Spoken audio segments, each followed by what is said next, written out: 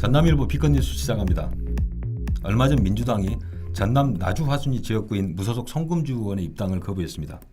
19대 대선 때 안철수 전 의원을 돕고 당시 문재인 후보를 강력하게 공격했다는 이유를 댔습니다. 그러나 민주당 일각에서는 19대 대선이 끝난 지 얼마 지나지 않아 손 의원에게 러브콜을 보냈습니다. 알만한 사람은 다 아는 얘기입니다. 그런데 지금 180도로 바뀌었습니다. 그래서 잠복에 있던 민주당 내 친문계 계파주의가 다시 고개를 들고 있다는 목소리가 나옵니다. 당연히 비문 측 인사들의 비판이 거세게 일고 있습니다. 이래저래 손원 입당 불허 이후에 민주당 텃밭인 호남 정치권에서도 미세한 파장이 일고 있습니다.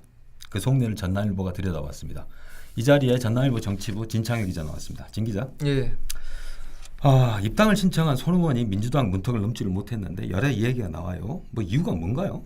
우선 송금주 의원 같은 경우는 예. 문재인 정부 성공에 기여하겠다면서 입당 의사를 밝혔고 예. 민주당 같은 경우는 여러모로 의원 한 석이 아쉬운데 반길 수밖에 없는 입당 의사였는데요. 예.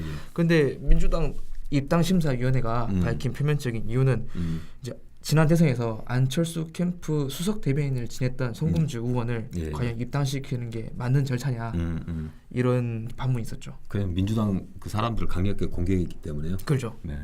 뭐 그때 당시 제가 기억하기로는 그 송금주 의원이 문재인 당시 후보를 박근혜 대통령에게 빗대서 예. 문근혜다 이렇게까지 이제 비판했던 적이 있어요. 그런데 이것도 사실은 정치에서는 비일비재한 일이에요, 이런 것들은. 예. 그래서 표면적 이유에 지나지 않는 것 같은데 그 이면에는 어떤 좀 정치적인 복합적인 함수가 있을 것 같아요. 어떤 게 있을까요? 사실 이제 현직 국회의원이 예. 자신의 당 이제 진로를 결정하는 상황에서 예. 입당하려는 당 지도부와 교감이 없이는 이렇게 입당사를 발표할 수가 없습니다. 당연하죠. 그런데 결국에는 지역 당원들 민심을 넘어서지 못했다. 결국 그렇게 해석할 수밖에 없는데요. 송금주 의원의 지역구인 나주 화순에서 예. 과연 민주당 차기 총선 출마자 누구냐 살펴보면은 신정훈 전 의원 유력한데 신정훈 전 의원 같은 경우는 나주시장을 지내기도 했고 예. 거기다가 그 지역구에서 국회의원도 했었고 청와대 비서관까지 지낸 중량급 인사인데 거기다가 더불어서 현 집권 세력이 86그룹의 일원이기도 합니다. 그렇죠.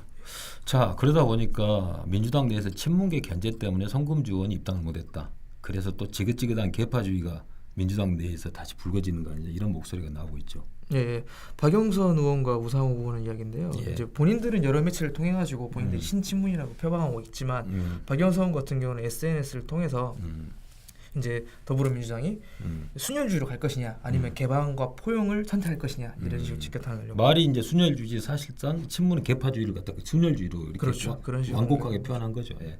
그리고 우상호 의원 같은 경우는 지난 2003년 열린우리당 창당 당시에 이제 독수리 오영재 한나라당 보수 인사인 이제 김부겸, 김영춘, 이부영, 이우재, 안영근 등 이 사람들을 받아들였던 거를 생각하면은 이제 우리도 개방의 문을 넓혀야 되는 거 아니냐, 외연을 확장해야 된다 이런 말을 하고 있죠. 지금도 뭐 보면은 김부겸 현 그 장관 같은 경우에는 유력한 대선 후보를 부상했지 않습니까? 네, 그렇죠. 결국 문호를 개방한 게 결국 당의 내공을 키우는 그런 방향으로 갈 수 있다는 것도 있는데 여러모로 좀 시사하는 바가 많죠, 사실은. 예. 지금 그렇게 보면 자유한국당 같은 경우에는 황교안 총리를 영입해가지고 차기 대선을 앞두고 반문연대를 구성하고 있는데 민주당은 정작 그 반대의 길로 가고 있는 거 아니냐 그런 얘기가 나옵니다. 자, 그렇다면 입당이 거부된 손 의원의 반응은 뭐 어떤 겁니까? 송금주 의원의 멘트는 뭐였냐면 당혹스럽다. 당혹스럽다. 이건데요.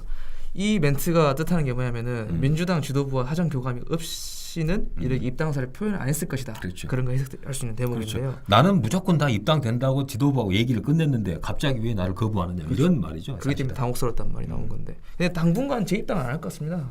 그렇죠. 뭐 본인의 뭐 여러 가지 사정도 있고 뭐 당헌 당규상 절차도 있고 그러니까 예, 그럴 것 같은데 그렇죠. 사실 그 송금주 의원 같은 경우에는 민주당 일각에서 먼저 러브콜을 보냈어요. 예. 그러니까 지난 그 6.13 지방선거를 앞두고 이계호 현 그 농림축산식품부 장관이 전남지사 출마를 강력하게 피력했을 때 민주당 지도부가 이계호 의원을 강력하게 막았어요. 이유가 뭐냐면 원내 제1당 유지가 힘들 것이다. 이런 이유 때문에 막았는데 그렇죠. 그래서 이계호 당시 의원이 송금주 의원을 입당을 시키고 자기는 출마하겠다. 이렇게까지 카드를 제시를 했는데 뭐 결국 좌절됐어요. 예. 그런데 지금은 상황이 180도로 바뀐 거죠, 지금. 예.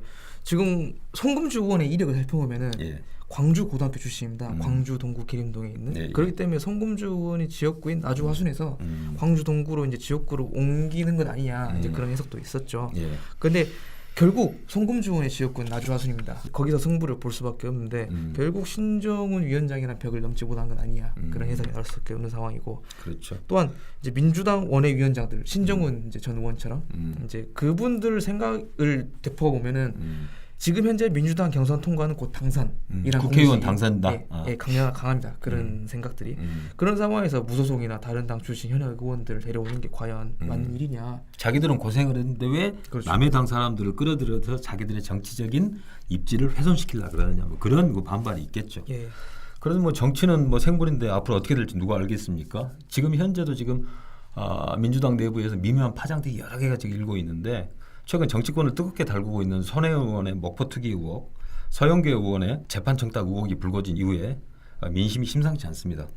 두 사건 모두 문재인 정부의 집권 키워드인 공정성과는 정면으로 배치되는 그런 사건들이기 때문이죠.